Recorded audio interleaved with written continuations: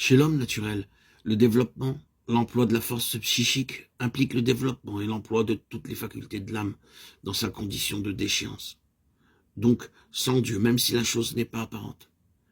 Que ceux qui sont nés de nouveau comprennent bien que la puissance psychique, la force psychique a sa source dans l'âme, le moi, qu'elle ne procède pas de l'esprit, habitacle du Saint-Esprit.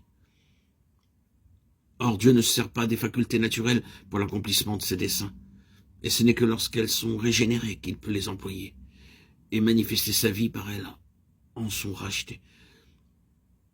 Il est très important de le comprendre, car l'activité de l'âme non régénérée avec ses puissances d'intelligence et de volonté fait courir à l'individu et à l'Église les plus grands dangers, même chez ceux qui sont donnés à Christ.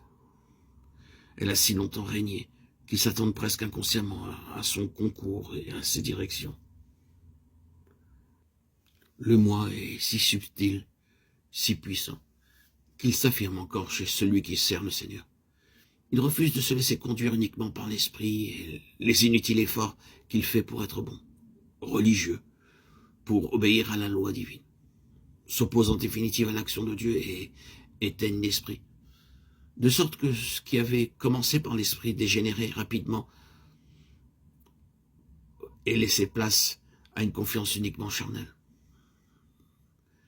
C'est la vieille lutte que décrit l'apôtre Paul dans sa lettre aux Galates, la chair qui lutte contre l'esprit et l'esprit contre la chair. Or, l'entendement charnel est toujours l'ennemi de Dieu. Romains 8, 7, Colossiens 1, 21. Il y a toujours antagonisme entre l'esprit et la chair, même lorsque celle-ci se manifeste sous les dehors de l'âme, comme pensée, volonté, chose inhérente à l'homme naturel. Nous trouvons dans la lettre aux Galates une liste de fruits qu'elle produit. Idolâtrie, sorcellerie, magie et tous les arts qui s'y rattachent. Les haines, les querelles, les jalousies, les animosités, les disputes, les divisions, les sectes.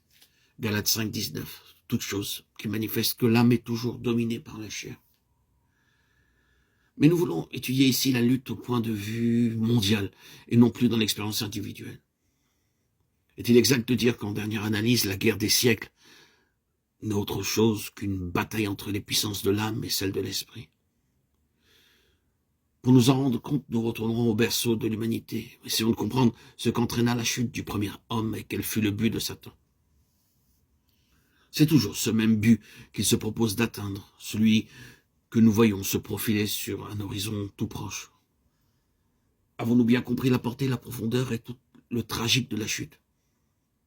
Réalisons-nous que dans son état de perdition et séparé de Dieu, Adam conserva cependant les facultés reçues du Créateur, que celles-ci n'étaient plus accessibles à Dieu puisqu'ils en étaient séparés, et qu'elles devenaient la propriété du séducteur, le prince de ce monde, le prince des ténèbres.